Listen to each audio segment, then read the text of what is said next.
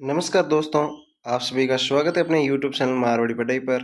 और मैं उम्मीद करता हूँ आप सारे बढ़िया होंगे, मस्त तरीके से पढ़ाई कर रहे होंगे। तो अपन पढ़ रहे थे सीट के लिए राजस्थान की जियोग्राफी। राजस्थान की जियोग्राफी में अपन ने क्या पढ़ा था? राजस्थान की जियोग्राफी में अपन ने राजस्थान का सामान्य परिचय पूरा पढ़ लिया था, फिर संभाग वगैरह वो सारी चीज़ें बेसिक देख ली थी। इसके बाद अपन ने राजस्थान के भौतिक प्रदेश जो सबसे बड़ा टॉपिक है वो क्लियर कर लिया। अब अपन पढ़ रहे हैं राजस्थान की जलवायु। राजस्थान की जलवायु अपन ने यहाँ से स्टार्ट करी थी। ये सारे के सारे नोट्स अपने राजस्थान की जलवायु के हैं, मैंने आपको ये सारे के सारे करवा दिए थे। ये कैसे दिन कब छोटा होता है, कब बड़ा होता है, गर्मियों में सबसे ज़्यादा सबसे बड़ा दिन क्यों होता है, सर्दियों में सबसे छोटा दिन क्यों होता है, वो सारी चीज़ें मैंने आपको बता दी थी। सूर्य कब कहाँ जाता है, इन हवाओं को क्या कहते हैं, सबसे जिला गर्म जिला स्थान, वो सारी चीज़ें अपन ने देख ली थी। इसके बाद में अपन ने ऋतुएं देखी थी, वर्षा ऋतु देखी थी, ग्रीष्म ऋतु देखी थी, मानसून की ये सारी शाखाएं देखी थी। और इन सब के बाद में अब अपन मतलब ज्यादातर जैसे कि 60% चीजें अपनी हो गई है। अब कुछ चीजें बसी हैं जो कि अपन देखेंगे। एक तो ये देख लेते हैं, आजकल कथन और कारण में पूछा जाता है, वो यहाँ से पढ़ना अपन को। कथन और कारण में पूछा जाता है, वो चीजें यहाँ से देख लेंगे। इसके बाद में ये है अपने राजस्थान के जलवायु प्रदेशों को, राजस्थान के जलवायु को बांटा गया है। अपन क्या है आज कम पढ़ेंगे, लेकिन क्या है थोड़ा टाइम लगाकर पढ़ेंगे, क्योंकि अगर राजस्थान की जो भारतीय मौसम विभाग के अनुसार राजस्थान को 5 जलवायु भागों में बांटा गया है, ये अपन को समझ में आ गया। तो आगे एक कोपेन है, एक थॉर्नवेट है, उन वैज्ञानिकों ने जिस तरीके से बांटा उनमें कुछ भी याद नहीं रखना। बस अपन को पहले तो देखो एक ही शर्त है इसमें, अपन को राजस्थान का मैप आना चाहिए। अगर आपको राजस्थान का मैप नहीं आता भरना, तो जियोग्राफी की अपन ने सबसे पहले जो क्लास ली थी वो ली थी राजस्थान का मैप कैसे भरें। तो पहले जाके आप मैप भरना सीख के आओ। देखो इसमें क्योंकि जिले आप याद नहीं कर सकते, आपके पास दिमाग है, कंप्यूटर नहीं है कि आप सारे के सारे जिले याद कर पाओ। तो आपको क्या है राजस्थान का मैप भरना आना चाहिए, उसके हिसाब से अपन सारी की सारी चीज़ें ये क्लियर करेंगे। ये कोपेन तो मैंने ले लिया क्योंकि कोपेन पूछा जाता है। कोपेन देखो ऊपर वाला, जब अपन इसकी सारी की सारी डिटेल पढ़ लेंगे तो कोपेन में सिर्फ और सिर्फ, क्योंकि आप मैप के जरिए याद करेंगे ये सारी चीज़ें, ऐसे याद नहीं कर सकते कि सीधे सीधे आपने जिला पूछा जाए कि आप बताओ कि BSWH में कौन कौन से जिले आते हैं तो आप जिलों के नाम बता दो। नहीं, आपको मैप भरना आता है और मैप पे अपन माइंड में बैठाएंगे चीज़ें कि यहाँ से यहाँ वाले BWSW है, यहाँ पे BHSW है, CWG, ये सारी चीज़ें ये बाद में देखेंगे। उससे पहले अपन क्या कर लेते हैं, थोड़ा सा बेसिक देख लेते हैं। ये यहाँ से देखते हैं, राजस्थान की जलवायु को प्रभावित करने वाले कारक, यहाँ से अपन पढ़ना स्टार्ट करेंगे। इससे पहले मैं आपको एक चीज़ बता दूं कि आज से अपन क्या करेंगे, टेलीग्राम पे भी सारी चीज़ें देनी स्टार्ट करेंगे। इससे पहले अपन ने क्या टेलीग्राम पे कुछ भी नहीं दिया है, तो टेलीग्राम की लिंक है वो मैं आपको कमेंट बॉक्स में पिन कर दूंगा, तो आप वहाँ से जाकर अपने टेलीग्राम पे आ जाइए।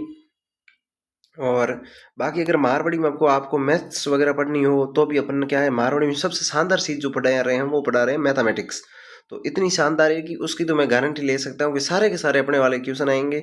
और उसके बाद अपन हिंदी है, हिंदी की अपन क्या पहले टॉपिक पढ़ाते हैं, उसके बाद MCQ लेते हैं। इंग्लिश अपन एक क्लास लेके आएंगे 2-3 घंटे की, उसके बाद अगर आगे पढ़ाएंगे या नहीं पढ़ाएंगे वो उस क्लास पे डिपेंड करेगा, उस पर बच्चों का क्या रिव्यू आता है। उसमें क्या अपन आर्टिकल पूरे के पूरे एक साथ ही पढ़ेंगे, वो चीज़ इंग्लिश की हो गई। ऐसे ही अपन राजस्थान की पॉलिटी भी पढ़ रहे हैं। तो अब अपन करते हैं राजस्थान की जलवायु। और बात रही कला एवं संस्कृति और इतिहास की, तो उसके लिए क्या है कि आजकल जो ट्रेंड बना है, एक तो है RPSC अपने जो एग्जाम करवाती है RPSC, एक अपन करवाती है RBSC, नहीं RBSC करवाती है स्कूल वाले एग्जाम, RSS भी करवाती है। उनका सीधा सीधा ट्रेंड है कि इतिहास एवं कला संस्कृति जो 9वीं और 10वीं क्लास की जो किताब है उसमें से 90% क्वेश्चन उसी में से पूछे जाते हैं। RPSC तो उसी में से पूछती थी, लेकिन RPSC ने अब क्या करा है कि ये पीछे जो एग्जाम हुआ था ना, तो RPSC को पता चल गया है कि बच्चों को पता चल चुका है कि RPSC क्वेश्चन कहाँ से पूछती है। तो उन्होंने क्या करा, उस जो ये 2 किताबें बच्चे पढ़ के जाते थे उन किताबों से क्वेश्चन पूछने ही बंद कर दिए, नई किताबों से क्वेश्चन पूछने स्टार्ट कर दिए। तो RPSC अगर CET करवाती तो 3 लाख बच्चों को भी पास नहीं करने देती। SI में 20,000 बच्चों को, 21,000 बच्चों को पास करना था और 20,000 बच्चों को पास करा है, मतलब 1,000 बच्चे पास भी नहीं हुए। तो अपन क्या करेंगे, जो कला एवं संस्कृति की जो 10वीं की क्लास किताब है उसको अपन क्या करें 9 घंटे या 10 घंटे की एक मैराथन लेके आएंगे, उसमें पूरी की पूरी किताब पढ़ेंगे। तो इससे पहले अपन क्या करेंगे, कला संस्कृति की कोई क्लास नहीं लेके आएंगे, 2-3 दिनों में वो मैराथन का सोच रहा हूँ, तो 2-3 दिनों में मैराथन लेके आऊँगा। उसके बाद अपन इतिहास वाली जो 9वीं क्लास की है उसकी भी मैराथन लेके आऊँगा, जिसमें इतिहास पूरा पूरा पढ़ लेंगे। लेकिन जियोग्राफी तो अपन को इसी तरीके से पढ़नी होगी, क्योंकि जियोग्राफी बहुत ज़्यादा जरूरी है, सबसे ज़्यादा क्वेश्चन जियोग्राफी से आते हैं। अब अपन देख लेते हैं जलवायु को प्रभावित करने वाले कारक। पहले पहले अक्षांशीय स्थिति। देखो सबसे पहले तो सीधी सीधी अपन को, मैं आपको एक क्वेश्चन पूछूं, जब राजस्थान का सामान्य परिचय पढ़ा था तब राजस्थान का अक्षांशीय विस्तार क्या था वो बताओ पहले। तो आपने अगर कंटिन्यू आप पढ़ते आ रहे हो तो आपको पता होगा कि अपन ने, देखो अक्षांशीय और देशांतरी विस्तार क्या होता है। ये अपना राजस्थान बना रहे हैं एक बार, ये राजस्थान हो गया मानो। तो अक्षांशीय विस्तार जो था अपना था यहाँ से 23 degree 30 minute, 23 degree 30 minute, 30 degree 12 minute, 30 degree 12 minute, ये अपना क्या था, अक्षांशीय विस्तार था। और यहाँ से देखोगे, यहाँ से अपना था 69 डिग्री 30 मिनट से 78 डिग्री 12 मिनट, 78 डिग्री 17 मिनट है ना। ये अपना देशांतरी विस्तार था, ये अपना अक्षांशीय विस्तार था। अक्षांशीय विस्तार है, इसको अक्षांशीय विस्तार अगर मैंने आप यहाँ पे दे रखा है अक्षांशीय स्थिति, तो अक्षांशीय स्थिति है अपनी 23 डिग्री 030, 23 डिग्री, ये तो 23 डिग्री है और ये पीछे जो आता है वो मिनट आता है। जैसे ही 60 मिनट हो जाएगा 1 डिग्री बन जाएगा। तो 23 डिग्री 30 मिनट से 30 डिग्री 12 मिनट, ये अपना क्या है, ये अपना है अक्षांशीय विस्तार, ये अपना है अक्षांशीय विस्तार। तो ये आपको याद रखना है। तो सबसे पहले अपन लिखेंगे अक्षांशीय विस्तार। तो अपना अक्षांशीय विस्तार कितना है, अक्षांशीय विस्तार है 23 डिग्री 030 मिनट से। ये मैंने राजस्थान के सामान्य परिचय जब अपन ने पढ़ा था सारी चीजें करवा ली थी। 23 डिग्री 30 मिनट से यहाँ पे पीछे देखो, पीछे एक चीज आएगी, वो आएगी उत्तरी, उत्तरी आएगी है ना, ये आप याद रखना उत्तरी। 23 डिग्री 30 मिनट उत्तरी से 30 डिग्री 12 मिनट उत्तरी, ये अपना हो जाएगा इसका अक्षांशीय विस्तार। ये अक्षांशीय विस्तार हो गया। राजस्थान का दक्षिणी भाग उपोष्ण। अब आगे देखो, राजस्थान का दक्षिणी भाग उष्ण कटिबंधीय क्षेत्र में आता है। दक्षिणी भाग यानी कि डूंगरपुर और बांसवाड़ा है वो आते हैं उष्ण कटिबंधीय क्षेत्र में, ठीक है। कर्क रेखा गुजरती है डूंगरपुर और बांसवाड़ा से। इसके नीचे का जो कर्क रेखा के नीचे का भाग है वो है उष्ण कटिबंधीय क्षेत्र। तो आपको याद रखना है राजस्थान का दक्षिणी भाग यानी कि डूंगरपुर और बांसवाड़ा है वो है उष्ण कटिबंधीय क्षेत्र में आते हैं। जबकि राजस्थान का बाकी का जो अधिकांश भाग है वो आता है उपोष्ण कटिबंधीय, किस में आता है, उपोष्ण कटिबंधीय क्षेत्र में आता है। तो ये याद रखना है। पहले तो ये पॉइंट याद होने बहुत ज्यादा जरूरी है। कौन कौन सी चीजें प्रभावित करती है, तो अक्षांशीय स्थिति प्रभावित करती है, समुद्र से दूरी प्रभावित करती है और स्थान की, ये सारी चीजें अपन को साथ साथ में याद रखनी है। इसमें अक्षांशीय स्थिति ये सामान्य परिचय में ये तो याद होनी ही होनी चाहिए भाई, अक्षांशीय स्थिति और देशांतरीय स्थिति याद होनी चाहिए। और वो सीमाएं वगैरह यहाँ की सारी वो तो सामान्य परिचय था, वो तो याद होना ही होना चाहिए, सारी चीजें कंठस्थ होनी चाहिए।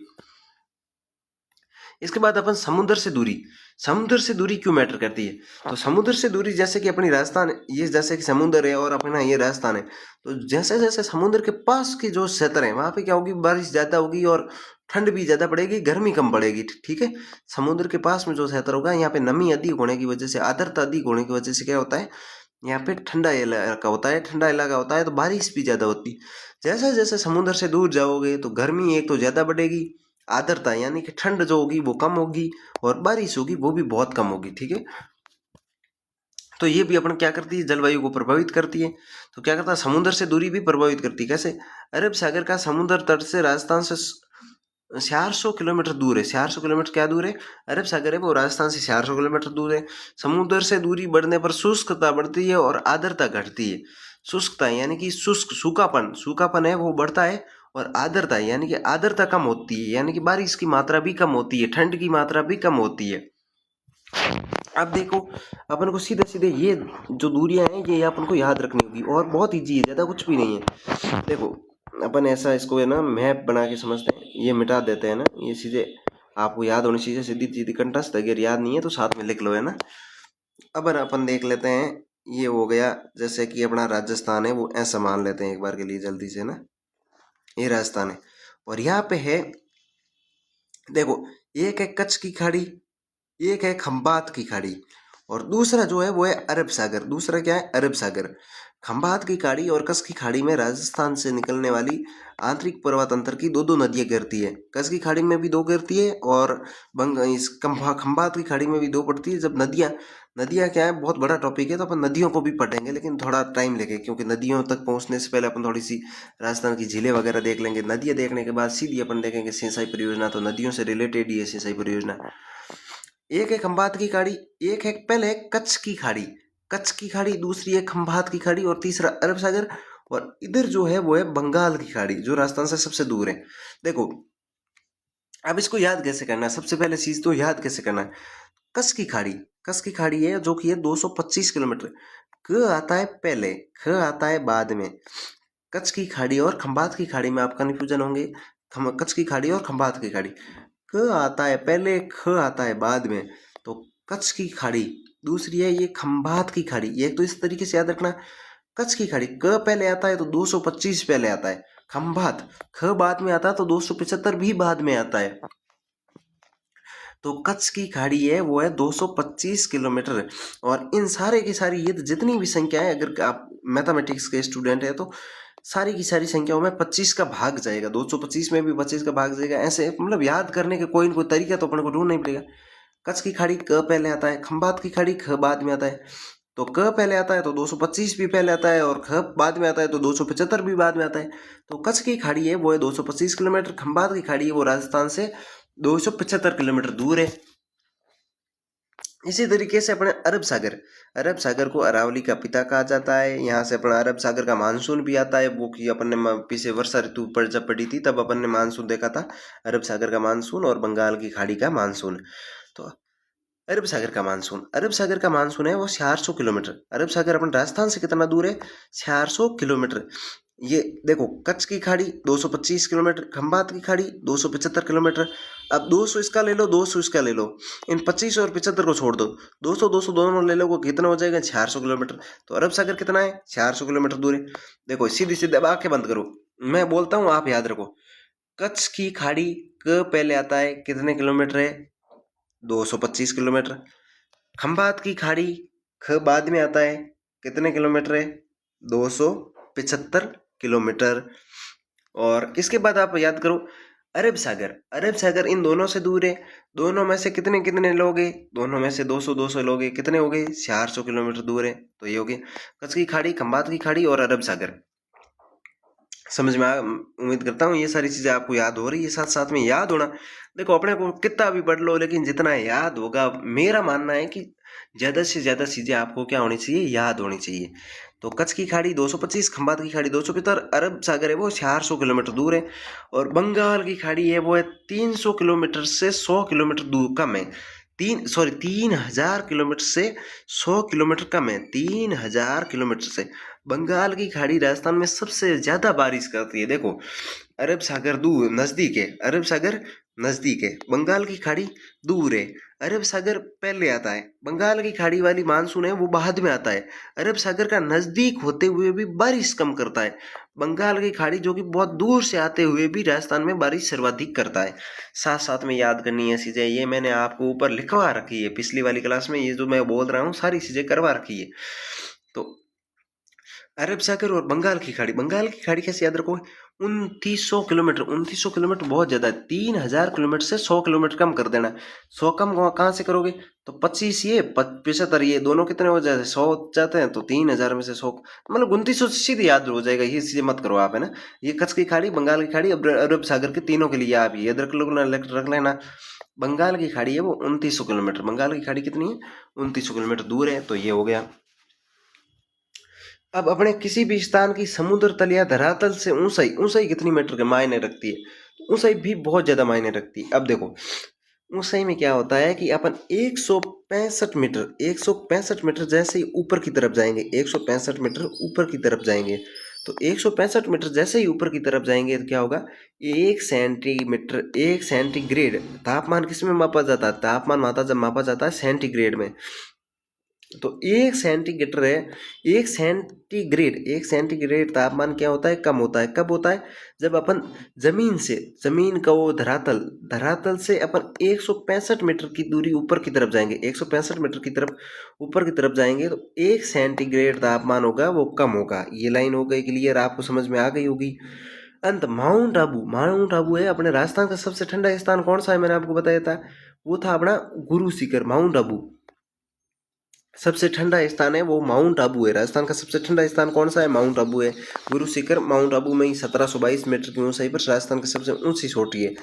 तो माउंट आबू है वो राजस्थान का सबसे ठंडा स्थान है। माउंट आबू राजस्थान का सबसे ठंडा स्थान है। राजस्थान के सामान्य तापमान वो माउंट आबू के तापमान में लगभग 11 सेंटीग्रेड का अंतर रहता है। इसके पीछे आप सेंटीग्रेड लगा लेना है ना, 11 सेंटीग्रेड का अंतर रहता है, 11 सेंटीग्रेड तापमान का अंतर रहता है। क्यों रहता है? क्यों? बाकी का धरातल है जैसे कि ये, बाकी का धरातल ये माउंट आबू है वो है यहाँ पे, माउंट आबू इतनी हाइट है उसकी, तो 11 सेंटीग्रेड है। तो माउंट आबू की हाइट लगभग 11 सेंटीग्रेड, लगभग का है, यानी कि 11 × 165 कर लो, 11 × 165 कर लोगे तो हो जाएगा 11 × 165, ये 165 आ जाएगा इंटू 165, यानी कि 5 और 5 और 6 हो जाते, ये हो जाते 12, 12 एक हासिल की, 2 1 3, और ये 1325 मीटर के आसपास इसकी क्या है, हाइट है माउंट आबू की। लेकिन आप मतलब वो तो अपने अरावली की छोटियाँ पड़ी तब देख लिया था। माउंट आबू सबसे ठंडा क्षेत्र है राजस्थान का, और राजस्थान के सामान्य तापमान माउंट आबू के तापमान में लगभग 11 सेंटीग्रेड का अंतर होता है। अब देखो, जब अंग्रेज अपने यहाँ पे रहते थे, अंग्रेज यहाँ पे वो राजस्थान का ही से था, जॉर्ज पैट्रिक लॉरेंस था। वो क्या करता था, जब राजस्थान में गर्मी आती थी, जैसे ही राजस्थान में गर्मी आती थी, ये माउंट आबू में चला जाता था। कहाँ? माउंट आबू में इनका ठिकाना बना हुआ होता था, वहाँ पे चला जाता था। क्यों? क्योंकि अंग्रेजों को क्या है, गर्मी सहन नहीं होती थी। तो माउंट आबू राजस्थान देखो, एक तो राजस्थान के लोगों को कंट्रोल करने के लिए राजस्थान में भी रहना पड़ता था, और गर्मी भी सहन नहीं कर सकते थे, तो माउंट आबू चले जाते थे, जो कि राजस्थान के सामान्य तापमान से 11 सेंटीग्रेड कम से कम तापमान कम रहता था। तो इसकी वजह से क्या है, वो थोड़ा सा ठंडा स्थान रहता था, तो वहां पे जैसे तैसे करके वो अंग्रेज रह लेते थे। और जैसे ही सर्दी आती तो माउंट आबू का तापमान गर्मियों में कम रहता था, तो सर्दियों में तो अपने आप ही कम होगा। तो सर्दियों में ये क्या करते थे, अजमेर आ जाते थे। अंग्रेज क्या करते थे, सर्दियों में अंग्रेज अजमेर आ जाते थे। अजमेर में क्या होता था कि सामान्य तापमान रहता था, जिसमें वो सर्वाइव कर सके। ये चीजें मैं आपको बता देता हूँ, साथ साथ में याद करने का जरिया होता है। इसके बाद अपन देख लेते हैं पश्चिमी रेतीली भूभाग में ग्रीष्म ऋतु में दिन का तापमान कभी कभी 50 सेंटीग्रेड चला जाता है। 2025 में रिकॉर्ड बना था, 2025 में रिकॉर्ड बना था।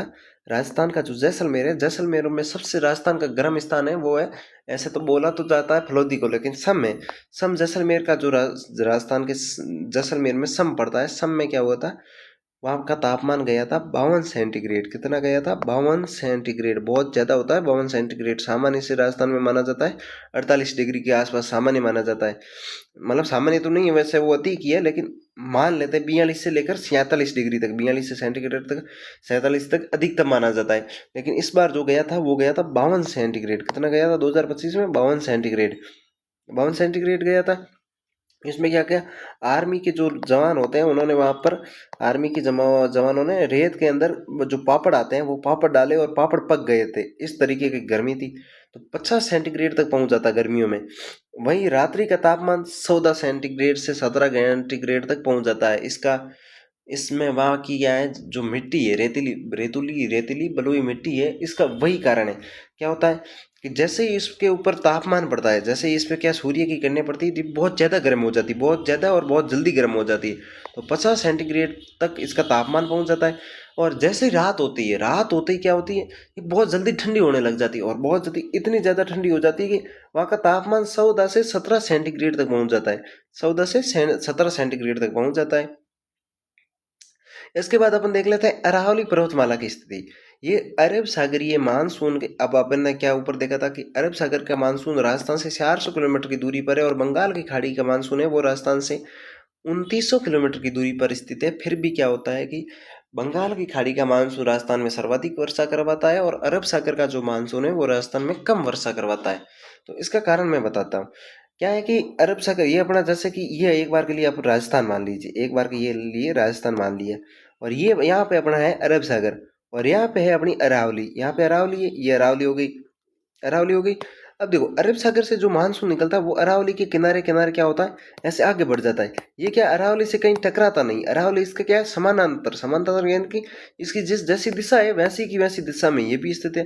तो अरावली की पहले तो अपन को स्थिति देख लेते हैं। ये भी मैंने आपको जब भौतिक प्रदेश पढ़ाए थे आपको सीधा सीधा याद करवाया था। राजस्थान की अरावली की स्थिति है राजस्थान में, वो है दक्षिण पश्चिम से उत्तर पूर्व। उत्तर पूर्व कैसे याद रखोगे, मैप के जरिए। जैसे कि ये राजस्थान का अपन ने मैप ले लिया, ये राजस्थान का मैप हो गया। यहाँ पे ये अपनी दक्षिण दिशा, यहाँ पे उत्तर दिशा, यहाँ पे अपनी आ जाएगी पश्चिम दिशा, यहाँ पे हो जाएगी पूर्व दिशा, और अरावली का विस्तार है वो यहाँ से यहाँ तक है। तो दक्षिण पश्चिम से उत्तर पूर्व, ये याद रखना बहुत ज़्यादा जरूरी है, क्योंकि सीधा सीधा ये सीटी में क्वेश्चन पूछा जाएगा, आप देख लेना। तो इस क्वेश्चन को अभी कंठस्थ कर लो कि अरावली की स्थिति कैसी है, क्योंकि ये कंफ्यूज करने वाली चीजें हैं, तो आप साथ साथ में याद रखोगे तो फायदे में रहोगे। अरावली पर्वतमाला की स्थिति मैंने आपको बता दी। अरावली पर्वतमाला की स्थिति की बात अपन देख लेते हैं। ये अरब सागरीय मानसून के समानांतर है, ये मैंने आपको बताया। इस कारण राजस्थान में अधिक वर्षा नहीं हो पाती है। वर्षा ऋतु में दक्षिण पश्चिम से उत्तर पूर्व को बहने वाली मानसून हवाएं इसके सारे सारे हिमालय तक पहुंच जाती है। जब अरावली की दिशा क्या है, दक्षिण पश्चिम से उत्तर पूर्व है, तो इसके साथ साथ ये भी चला जाता है, अरब सागर से आने वाला मानसून की जो हवाएं होती हैं वो भी इसके साथ साथ चली जाती हैं, आगे जाकर हिमालय से टकराती है, और हिमालय से टकराती है तो उसके आसपास के क्षेत्रों में बारिश कर पाती है। और बंगाल की खाड़ी अपने राजस्थान में इधर से आती है, और जैसे यहाँ से अरावली से टकराती है तो यहाँ पे भयंकर बारिश करने लग जाती है। और अरावली के जो पश्चिमी क्षेत्र है, अपना जो मारवाड़ क्षेत्र है, वहाँ पे भी इसके ऊपर से जो बादल निकलते हैं वो भी यहाँ पे बरसने स्टार्ट हो जाते हैं। ये होता है चीज़ें। तो आपको ये सारी चीज़ें समझ में आ रही होगी। इसके बाद अपन देख लेते हैं भौगोलिक स्थिति, राजस्थान की भौगोलिक स्थिति। राजस्थान विश्व के सबसे युवा मरुस्थल कहा जाता है। राजस्थान के थार के मरुस्थल को विश्व का सबसे युवा मरुस्थल कहा जाता है। इसका भाग है अंत यहाँ गर्म जलवायु पाई जाती है। विभिन्न ऋतुओं में तापमान की विषमताएं के कारण राजस्थान की जलवायु को महाद्वीपीय जलवायु कहा जाता है। यहाँ पे क्या है, अपनी राजस्थान की जो जलवायु है उसके लिए आप एक चीज याद रखना, राजस्थान की जलवायु है वो है विषम जलवायु। विषम यानी कि कहीं पे भी एक जैसी नहीं है, कहीं पे ज़्यादा गर्मी, कहीं पे ज़्यादा ठंड, कहीं पे भी। जैसे यहाँ पे जैसलमेर में थार का मरुस्थल, इसमें दिन को ज़्यादा गर्मी पड़ती है, रात को ये ठंडा बहुत ज़्यादा होता है क्षेत्र। तो विभिन्न अलग अलग जलवायु में विषमताएं पाई जाती है। शुष्क में अलग, अर्ध शुष्क में अलग, आगे जाके आर्द्र उपाद्र, ये अभी अपन पढ़ेंगे। तो वो सारी चीज़ें हैं, ये हो गया। तो यहाँ तक की सारी चीज़ें अपने क्लियर हो गई। अब आएगा जो जिसे अपन कह सकते हैं राष्ट्र भयंकर इम्पोर्टेंट, मतलब जो चीज़ अपन को याद होनी ही होनी चाहिए जलवायु में, तो उनको याद करने में अपन क्या है सबसे ज़्यादा टाइम लगाएंगे। टाइम लगेगा, लेकिन ये सारी चीज़ें जो इम्पोर्टेंट है वो तो याद होनी चाहिए ना, कि एक बार आपको समझ में आ जाए तो दोबारा आपको ये चीज़ें दोबारा देखनी ना पड़े, दोबारा देखो तो सीधी सीधी आपको समझ में आ सके। ये नई शेड बैठ रहा है, अपन क्या रेड कलर ले लेते हैं, बहुत ज़्यादा इंपॉर्टेंट है तो इसको थोड़ा ढंग से करते हैं। राजस्थान के जलवायु प्रदेश। राजस्थान के जलवायु प्रदेशों को मुख्यतः 5 भागों में बांटा गया है। कितने भागों में बांटा गया है? 5 भागों में। वो भी किसके अनुसार? भारतीय मौसम विभाग के अनुसार। भारतीय मौसम विभाग, अपना जो भारत का मौसम विभाग है, उसके अनुसार राजस्थान की जलवायु को 5 भागों में बांटा गया है। आगे जब अपन अगर कॉपेन, थॉर्नवेट वो सारे देखेंगे तो उन वो विदेशी थे तो उनके अनुसार अलग बांटा गया है। लेकिन राजस्थान का जो जलवायु भारतीय मौसम विभाग है उसके अनुसार राजस्थान की जलवायु को कितने भागों में बांटा गया है? 5 जलवायु भागों में बांटा गया है, ये देख लिया। इसके बाद वर्षा व तापमान के आधार पर 5 जलवायु भागों में बांटा गया। किसके आधार पर? वर्षा व तापमान। एक तो जो गर्मी पड़ती है उसके हिसाब से, एक जो अपनी बारिश होती है उसके हिसाब से इनको 5 भागों में बांटा गया है। ये बांटने का इनका आधार था। आधार होता है ना कोई ना कोई, कहीं पे वर्षा, कहीं पे तापमान, कहीं पे कुछ, तो उसके हिसाब से अपन ने ये देख लिया। तो ये भारतीय मौसम विभाग किसने बांटा है? भारतीय मौसम विभाग ने। पहले तो आप ये सीधा सीधा याद रखना, 5 भागों में बांटा गया है। कितने भागों में? 5 भागों में बांटा गया है। भारतीय मौसम विभाग के अनुसार राजस्थान की जलवायु को 5 भागों में बांटा गया है। सबसे पहले अपने इस मैप को देखते हैं। सबसे पहले किसको देखते हैं? मैप को देखते हैं। राजस्थान का मैप तो आपको याद होना ही होना चाहिए, इसके अलावा कुछ भी नहीं हो पाएगा। ये हो गया। अब देखो, अब क्या होता है, देखो राजस्थान में बारिश। अब सबसे पहले अपन, मैं आपको जो चीज़ें पढ़ा रहा हूँ, आप एक बार के लिए कॉपी किताब हाथ बंद करके अपनी कुर्सी की पेटी बांध लो। अब मैं आपको बताता हूँ। अरब सागर अपन ने देख लिया, बंगाल की खाड़ी देख ली, अरब सागर राजस्थान में प्रवेश करता है बांसवाड़ा से, वो भी 15 जून के आसपास। बंगाल की खाड़ी भी प्रवेश करती है, वो करती है झालावाड़ और बांसवाड़ा से। तो ये क्षेत्र क्या है, यहाँ से प्रवेश करती है तो मानसून प्रवेश करता है, यानी कि यहाँ से आप सीधा सीधा सीधी भाषा में याद रखो कि बादल होते हैं वो यहाँ से प्रवेश करते हैं। बादल प्रवेश करते हैं, बादल यहाँ से निकलता है तो यहाँ पे सर्वाधिक वर्षा करेंगे। जैसे कि पानी का टैंकर है तो यहाँ पे भरा हुआ है, यहाँ पे सर्वाधिक भरा हुआ है तो यहाँ पे ज़्यादा बारिश होगी। धीरे धीरे जैसे जैसे खाली होता जाएगा तो बारिश कभी कम होती जाएगी। आगे से आगे आगे जैसे ऊपर जाएगा तो बारिश कम होती स्टार्ट होनी जाएगी। अब देखो, यहाँ ये जो क्षेत्र है यहाँ पे सर्वाधिक सबसे ज्यादा बारिश होती है तो यहाँ पे होती है। उसके बाद दूसरे नंबर पे ये क्षेत्र अपना, ये क्षेत्र है यहाँ पे बारिश के आधार अपन वर्षा के आधार पर देख रहे हैं सारी चीजों को। तो वर्षा और तापमान दोनों साथ में आ जाएंगे। सबसे ज्यादा बारिश होती है इस क्षेत्र में, इसके बाद हो जाती है इधर, इसके बाद हो जाती है तीसरे नंबर पे यहाँ पे, चौथा नंबर यहाँ पे और सबसे कमी होती है यहाँ पे। ये हो गया बारिश देखो, मानसून बढ़ता है यहाँ से, मानसून इधर की तरफ बढ़ता है। वर्षा की मात्रा कहा जाए, वर्षा की मात्रा बढ़ती है वो बढ़ती है इधर से इधर। ये मैंने आपको मानसून में बताया था। जैसे कि यहाँ पे होती है 0 से 20, यहाँ पे होती है 20 से लेकर 40 सेंटीमीटर, यहाँ पे 40 से लेकर 60 सेंटीमीटर, यहाँ पे होती है 60 से लेकर 80 सेंटीमीटर, यहाँ पे जो होती है वो होती है 80 से 120 सेंटीमीटर, 80 से 120 सेंटीमीटर। तो वर्षा की मात्रा किस तरफ बढ़ी है, वर्षा की मात्रा मात्रा बढ़ती जा रही है, वो इस तरफ बढ़ती जा रही है। और जो मानसून बढ़ता है वो इस तरफ बढ़ता है। सबसे पहले मानसून कहाँ आता है, यहाँ पे आता है, दोबारा यहाँ पे आता है, दोबारा यहाँ पे आता है, दोबारा यहाँ, दोबारा यहाँ। तो ये चीजें आपको कैसे समझ के याद करनी है, समझ के सारी चीजें याद करनी है। अब देखते हैं, जैसे कि सबसे कम बारिश होती है वो होती है अपने कहाँ पे, इस क्षेत्र में सबसे कम बारिश होती है इस क्षेत्र में। तो ये होगा शुष्क प्रदेश, यानी कि सूखा क्षेत्र। शुष्क यानी सूखा, ये तो आप समझ ही रहे होंगे। शुष्क प्रदेश, शुष्क प्रदेश कौन सा, जहाँ पे बहुत कम बारिश होती है उसको कहते हैं शुष्क प्रदेश। यहाँ पे होती है 0 से 20 सेंटीमीटर, 0 से 20 सेंटीमीटर यहाँ तक वर्षा होती है। यहाँ से जैसे ही अपन थोड़ा सा आगे बढ़ेंगे तो यहाँ पे वर्षा की मात्रा बढ़ जाती है। कितनी हो जाती है, 20 से 40, 20 से 40 हो जाएगी। तो ये था शुष्क। शुष्क के बाद आ जाएगा अर्ध शुष्क, यानी कि आधा सूखा प्रदेश। ये तो पूरा ही सूखा हो गया, मतलब पूरा सूखा भी नहीं है, लेकिन अपन जो चीजें देख रहे हैं वहां पे तो ये सूखे के समान ही है ना। तो ये है सूखा। इससे क्या है, यहाँ पे बारिश थोड़ी सी ज्यादा होती है। बारिश ज्यादा होती है तो ये हो जाएगा अर्ध शुष्क प्रदेश, यानी कि आधा सूखा प्रदेश। क्या हो जाएगा, आधा सूखा प्रदेश हो जाएगा। पहले आप इन सारी चीजों को समझते जाओ। आधा शुष्क, शुष्क, अर्ध शुष्क, 5 जलवायु प्रदेशों के अपन नाम याद कर रहे हैं। तो सबसे पहले शुष्क, शुष्क के बाद में आ जाएगा अर्ध शुष्क, शुष्क, अर्ध शुष्क, शुष्क और अर्ध शुष्क, ये हो गए। इसके बाद अपन देख लेते हैं उप आर्द्र, उप आर्द्र नहीं, पहले देखा अपने शुष्क प्रदेश, ये देख लिया अर्ध शुष्क प्रदेश। इसके बाद में अपन आप अब कितने बचे पीछे, 3 बचे, ये और ये और ये। तो अब सबसे पहले आप देखो इसको याद करो, आर्द्र को, किसको करो, आर्द्र को। आर्द्र हो गया, आर्द्र यानी आर्द्र हो गया। आर्द्र से जो कम होगा उसको कहा जाएगा उपाद्र, और आर्द्र से जो अधिक होगा उसको कहा जाएगा अति आर्द्र। इसको क्या कहा जाएगा, अति आर्द्र। क्या कहा जाएगा, अति आर्द्र। देखो, शुष्क, अर्ध शुष्क, उपाद्र और अति आर्द्र।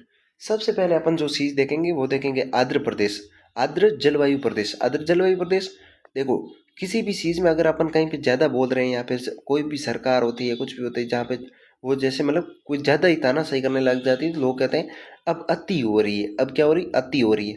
जैसे आपने अगर हिंदी पढ़ी होगी तो उसमें पढ़ी होगी अतिवृष्टि। अतिवृष्टि जहाँ पे बारिश ज्यादा होती है उसे अतिवृष्टि। एक होती है अनावृष्टि, ये तो क्या विलोम शब्द होते हैं। अति, अति यानी कि जरूरत से ज्यादा, जरूरत से ज्यादा जो चीजें होती है उनको कहा जाता है अति। तो यहाँ पे बारिश ज्यादा होती है तो ये होगा अतिवृष्टि प्रदेश, और ये होगा आर्द्र जलवायु प्रदेश। आर्द्र, और आर्द्र से जो कम होगा वो होगा उपाद्र जलवायु प्रदेश। कौन सा होगा, उपाद्र जलवायु प्रदेश, आर्द्र जलवायु प्रदेश, अति आर्द्र जलवायु प्रदेश। राजस्थान की जलवायु को 5 भागों में बांटा गया। सबसे पहले अपन ने देखा था शुष्क जलवायु प्रदेश। शुष्क से थोड़ी सी अधिक मात्रा में बारिश होती है तो ये हो गया अर्ध शुष्क जलवायु प्रदेश। इससे क्या है, फिर यहाँ पे इन तीनों को अलग से याद कर लेते हैं। यहाँ पे है आर्द्र, आर्द्र यानी कि ठीक ठाक बढ़िया है। और ये हो जाता है उपाद्र, यानी कि इससे भी थोड़ी सी कम। ये है बराबर, बराबर, ये है बराबर, इससे थोड़ा सा कम होगा तो ये हो जाएगा उपाद्र जलवायु प्रदेश।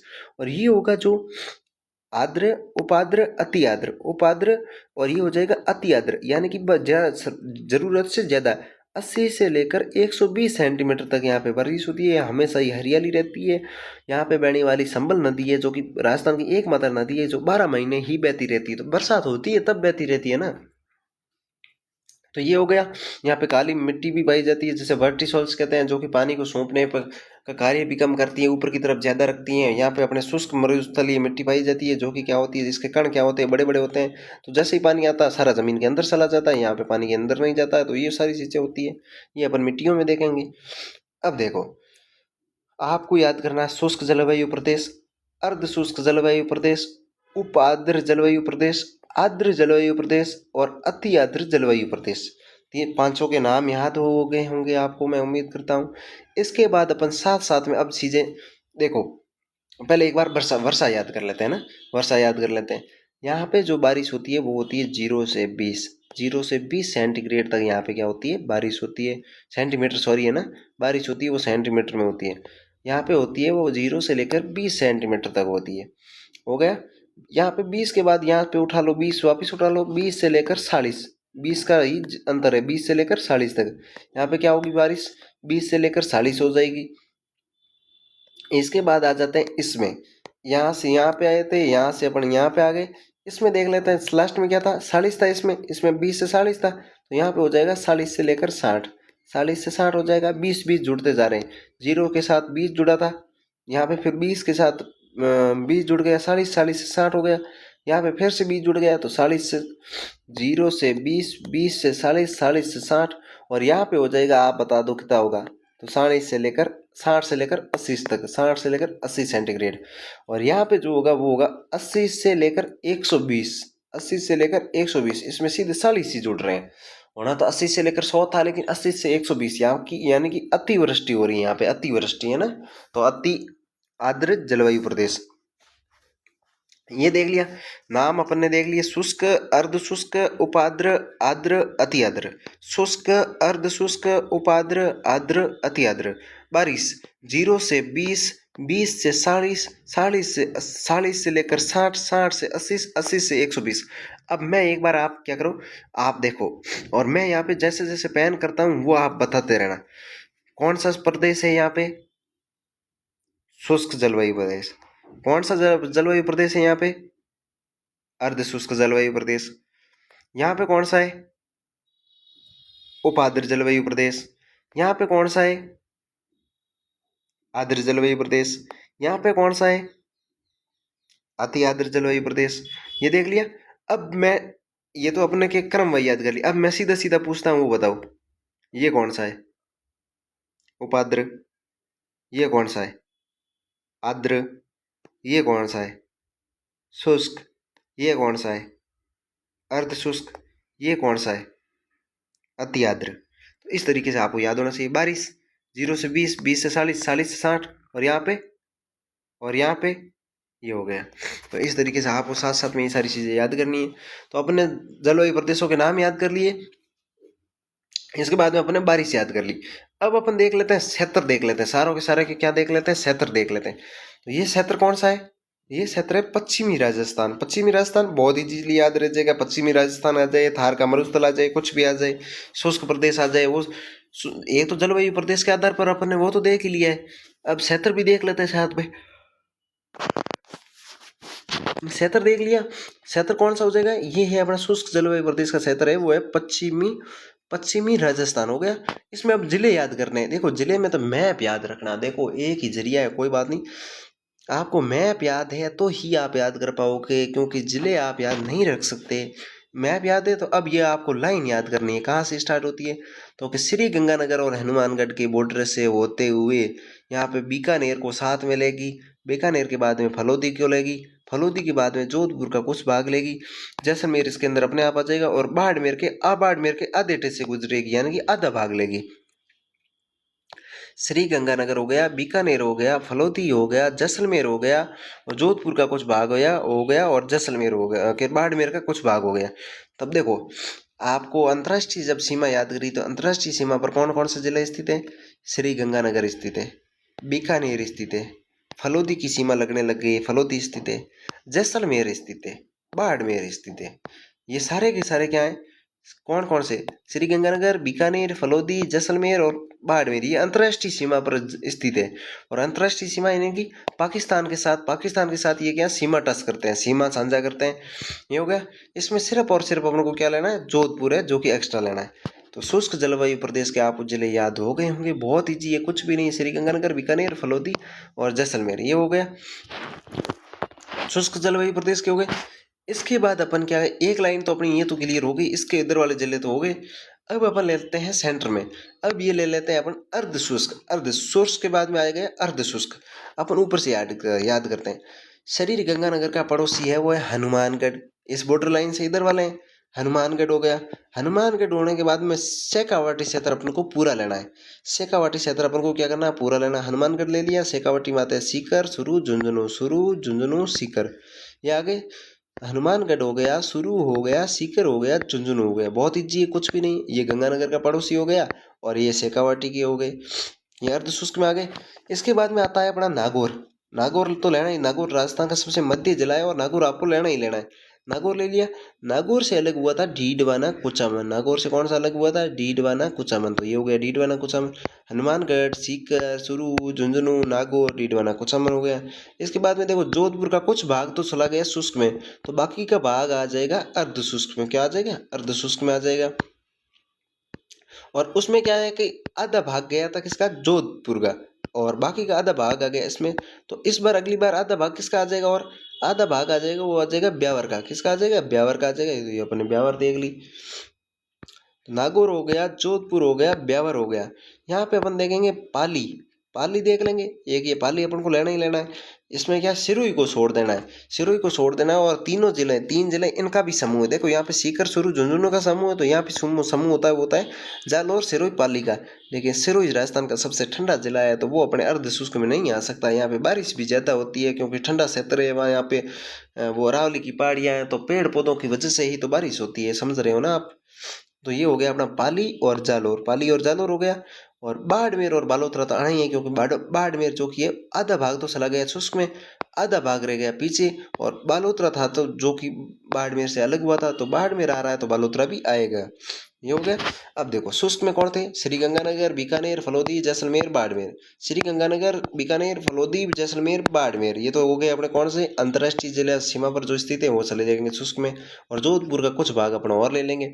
इसके बाद में अर्ध शुष्क, तो हनुमानगढ़ हो गया, शुरू हो गया, झुंझुनू हो गया, सीकर हो गया, डीडवाना कुचामन, नागौर, और ये जोधपुर और ब्यावर, पाली, बालोतरा, बाड़मेर, जालोर, तो ये भी हो गए अर्ध शुष्क में। शुष्क वाले याद हो गए, अर्ध शुष्क वाले याद हो गए। अब अपन थोड़ा सा यहाँ थोड़ा सा अलग करेंगे। इसमें क्या करेंगे, थोड़ा सा अलग करेंगे। अब अपन क्या करेंगे, दो और याद करेंगे। तीसरा अपन जो है वो याद नहीं करेंगे, वो अपने आप हो जाएगा। तो सबसे पहले अपन ने शुष्क देख लिया, अर्ध शुष्क देख लिया। अब अति शुष्क, अति आर्द्र देख लेते हैं। अति आर्द्र जलवायु प्रदेश है, वो देख लेते हैं। तो अति आर्द्र जलवायु प्रदेश के जिले देख लेते हैं। पहले तो ये झालावाड़ आएगा, उसके बाद अपना बारा आ जाएगा, तीसरा है वो कोटा आ जाएगा। कौन कौन से अति आर्द्र में हो जाएंगे, वो हो जाएंगे झालावाड़ हो जाएगा, बारा हो जाएगा, कोटा हो जाएगा। ये तीन जिले तो इधर के देख लेना है, बूंदी को छोड़ना है। बूंदी को छोड़ देना, ये चार जिलों का क्या होता है, समूह होता है। जहाँ पे भी आएंगे ये चार आते हैं, लेकिन इसमें अपन को क्या करना है, बूंदी को छोड़ देंगे। बूंदी को छोड़ के यहाँ से बारा और कोटा के सीमा से, कोटा की जो सीमा है वहाँ से बॉर्डर बनाना स्टार्ट करेंगे। यहाँ से होते हुए ये पूरा बॉर्डर बन गया। तो कोटा, बारा, झालावाड़, कोटा, बारा, झालावाड़, ये हो गया, ये तीन जिले। और दक्षिणी राजस्थान के ये जिले, आपको राजस्थान का मैप है तो बहुत ज्यादा इजी है, कुछ भी नहीं है। बांसवाड़ा, डूंगरपुर, प्रतापगढ़, बांसवाड़ा, डूंगरपुर, प्रतापगढ़ ले लेंगे। तीन ले लिए कोटा, बारा, झालावाड़, तीन ले लिए डूंगरपुर, बांसवाड़ा, प्रतापगढ़। और छः हो गए। छः के बाद सातवां लेना है, वो लेना है अपने को सिरोही। सिरोही राजस्थान का सबसे, इसमें माउंट आबू है वो सबसे ठंडा स्थान है। यहाँ पे बारिश सर्वाधिक होती है, ठंडा स्थान है तो बारिश भी तो होती होगी ना। तो वो लेना है अपने को किसमें, अति आद्र में। तो सिरोही, बांसवाड़ा, डूंगरपुर और प्रतापगढ़। और साथ में हो गए अपने बारा, कोटा और झालावाड़, ये किस में आ जाएंगे, अति आद्र में आ जाएंगे। शुष्क हो गया, अर्ध शुष्क हो गया, अति आद्र हो गया। इसके बाद अपने पास में बसे आद्र और उपाद्र। तो इनमें से कोई एक याद कर लेते हो, तो कौन सा कर लेते हैं, शुष्क कर लिया, अर्ध शुष्क कर लिया, उपाद्र कर लेते हैं। उपाद्र, तो यहाँ के शेखावाटी का जो क्षेत्र था तो वो तो चला गया अर्ध शुष्क में। अब पीछे क्या बसा, अलवर ले लेते हैं। सबसे पहले अलवर, अलवर अलवर से अलग हुआ है कोटपुतली बेर और खैरतल तेजारा। ये कोटपुतली बेर और जयपुर से भी अलग हुआ है कुछ भाग, लेकिन अपन अलवर से याद रखते हैं। अलवर से अलग हुआ है कोटपुतली बेर, तो अलवर कोटपुतली बेर और खैरतल तेजारा 3 जिले थे, ये हो गए अलवर कोटपुतली बेर और खैरतल तेजारा हो गए 3 जिले। 3 जिलों के बाद में अपन देख लेते हैं जयपुर।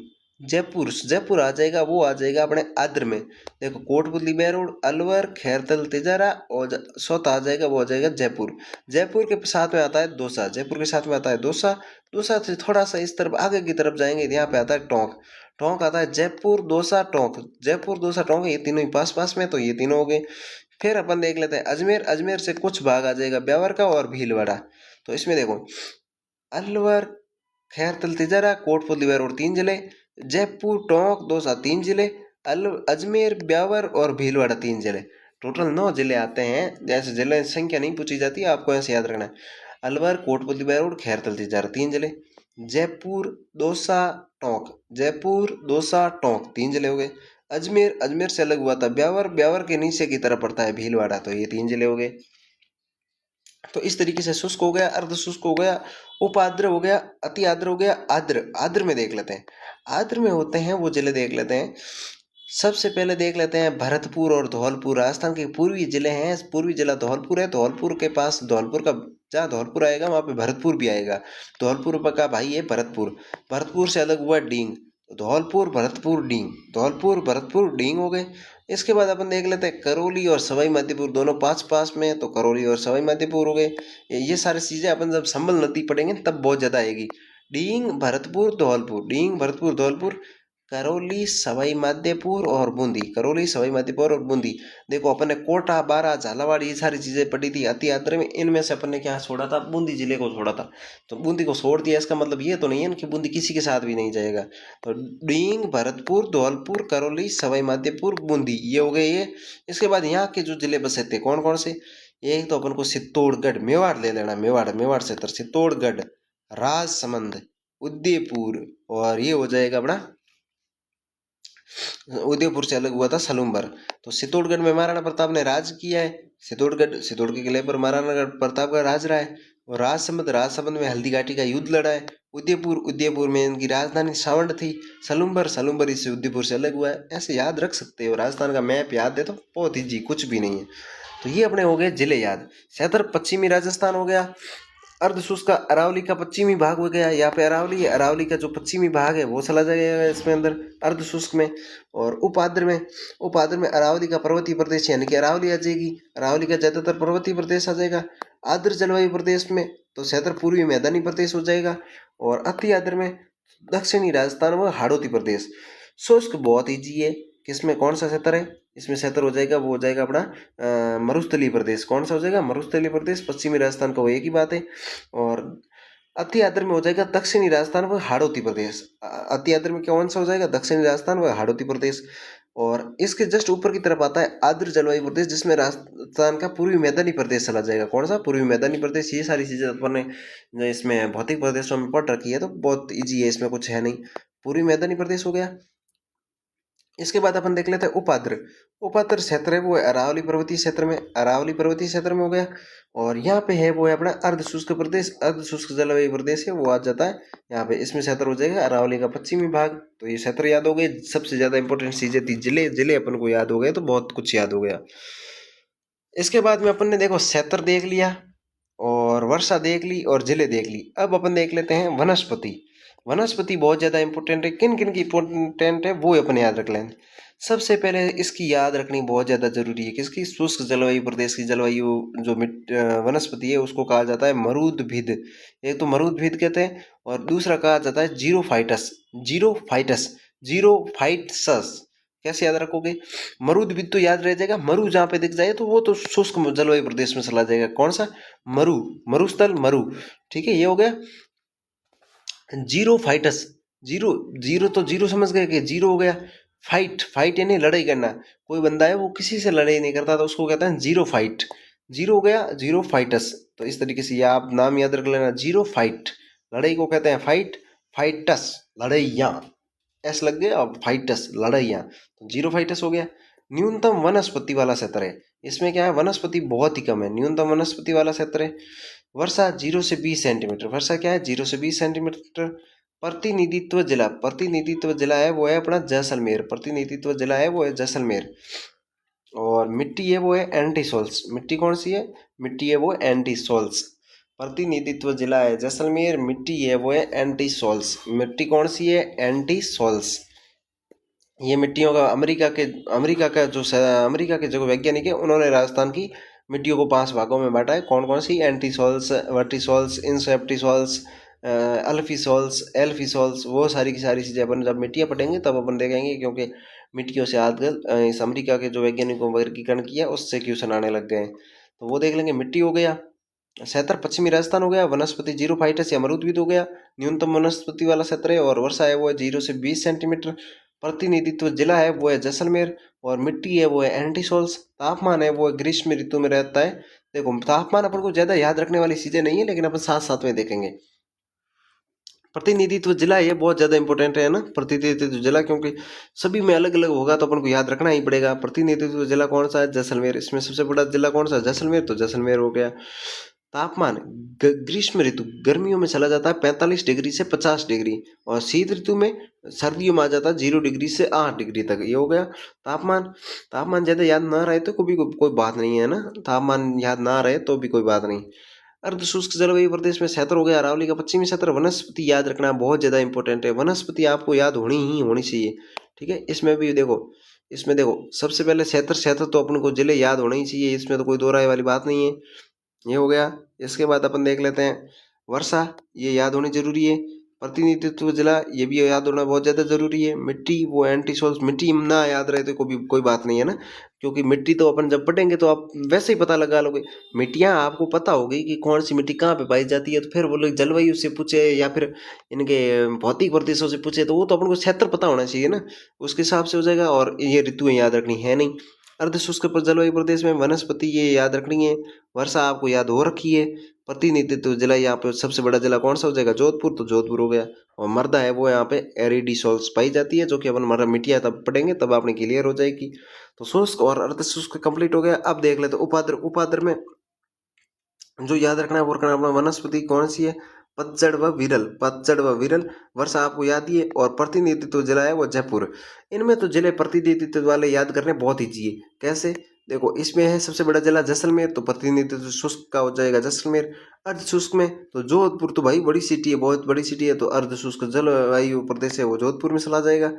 और ये जो है तो इसमें सबसे बड़ा जिला है जयपुर, तो जयपुर आ गया किसमें? उपाद्र में। प्रतिनिधित्व। इसके बाद अपन देख लेते हैं आर्द्र जलवायु प्रदेश। आर्द्र जलवायु प्रदेश का आपको जिला सबसे ज्यादा याद रखना बहुत ज्यादा जरूरी है। तो वर्षा हो जाएगी 60 से 80, ये आपको पता ही है। क्षेत्र पूरी मैदानी प्रदेश हो गया। वनस्पति है वो पतझड़ व संगन। यहाँ पे थी पतझड़ ऊपर वाले में, पतझड़ व विरल, इसमें पतझड़ व संगन। और प्रतिनिधित्व जिला बहुत ज्यादा इंपॉर्टेंट है। बाकी का तो आप क्या आइडिया लगा लोगे, लेकिन सवाई माधोपुर का आप आइडिया भी नहीं लगाओगे, इसलिए सवाई माधोपुर को आपको याद रखना बहुत ज्यादा जरूरी है। सवाई माधोपुर इनके सेंटर में पड़ता है। सवाई माधोपुर के 4 जिले इधर है और 4 ही जिले इसमें इधर है। यहाँ मान लेता है बूंदी 5 है, इधर 5 है, इधर 4 है, तो आप जैसे करके सवाई माधोपुर को याद कर लेना। तो ये हो गया अपना आदर। अब देख लेते हैं अपन अंतिम, वो है जलवायु प्रदेश अति आदर जलवायु प्रदेश। इसका जो क्षेत्र है वो है, इसका जो क्षेत्र है दक्षिणी राजस्थान और हाड़ौती प्रदेश, इसका क्षेत्र आप याद रखना बहुत ज़्यादा जरूरी है। वर्षा है वो 80 से 120, ये आपको याद है। वनस्पति बहुत ज़्यादा इंपॉर्टेंट है। इसकी वनस्पति है वो समानातुल्य वनस्पति है, ये आप याद रखना। और प्रतिनिधित्व जो जिला है वो है झालावाड़। इसका प्रतिनिधित्व कौन सा जिला करता है? झालावाड़ करता है, क्योंकि ये निचले वाले क्षेत्रों में ही होता है। या तो झालावाड़ होगा या बांसवाड़ा होगा, तो आपको करना है झालावाड़, है ना। ये हो गया। और अपना माउंट आबू है वो आता है अति आदर में, और सिरोही आता है वो उपादर में, है ना। ये एक नोट में चीजें लिखा रखी है, आप अलग से याद रख लेना। अगर पूछे ये मतलब सीधी याद रख लेना, आप मैप से मत जोड़ना इनको, है ना।